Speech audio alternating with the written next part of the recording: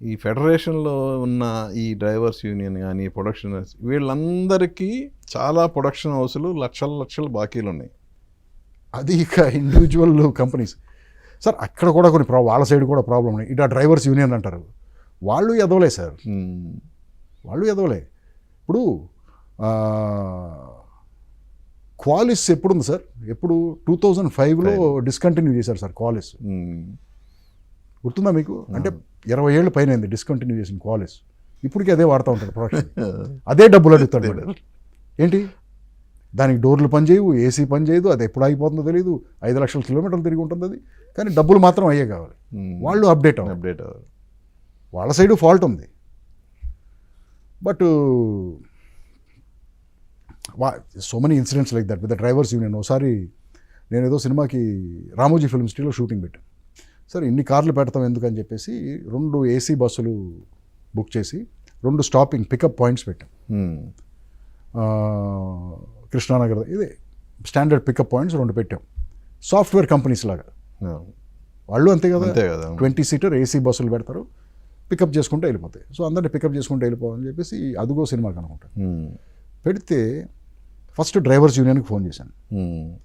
ఎందుకంటే union rules ఏ ఉంటాయి కదా. ఫోన్ చేసి, బ్రదర్ నేను ఇలా పెట్టాలనుకుంటున్నాను, మీ దగ్గర ఉన్న బస్సులు ఉన్నాయా, నేను ఇలా పెట్టుకుంటాను. మా దగ్గర అలాంటి బస్సులు ఏం లేవు సార్. సో అప్పుడు నేను బయట పెట్టుకుంటాను. పెట్టుకుంటాను. సెకండ్ డే అనుకుంటా కృష్ణానగర్ పికప్ పాయింట్లో ఉంటే డ్రైవర్స్ యూనియన్ వాళ్ళు వచ్చి ఆ అద్దాలు పగలగొట్టారు. వాళ్ళని అడిగాను కదా, ఏంటి పెట్టుకుంటానని అడిగాను, మీ దగ్గర లేవన్నారు, బయట పెట్టుకుని వచ్చి అద్దాలు పగలగొట్టారు. లక్కీగా ఏంటంటే ఆ బస్సు ఓనర్ ఎవడో మాకు సప్లై చేసినాడు, ఎవడో పెద్ద రౌడీ అంట.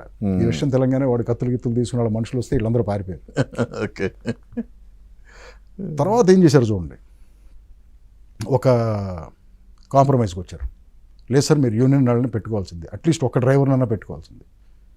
నేను బస్సులు పెట్టుకుంటాం మాట్లాడలేదు బ్రదర్, నా ప్రొడక్షన్ కన్వీనియన్స్ అది నేను చూసుకుంటాను. మీ వాడిని వాడిని పెట్టుకోవాలా, పెట్టుకుంటాను, కానీ నాకు అది కారు అవసరం లేదు.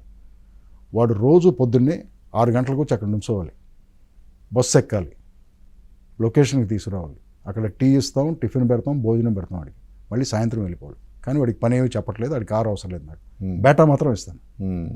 కానీ వాడు ఒక్కరోజు బస్సు ఎక్కకపోయినా అక్కడ నుంచి నీ అగ్రిమెంట్ నా అగ్రిమెంట్ క్యాన్సిల్. ఓకే సార్ అన్నారు. వాడు 2వ రోజు నుంచే రాలేదు. సో ఆ సైడ్ ఫాల్ట్స్ ఉన్నాయి, ఆ యూనియన్ రూల్స్ అలాంటి వాటిలో ఫాల్ట్స్ ఉన్నాయి.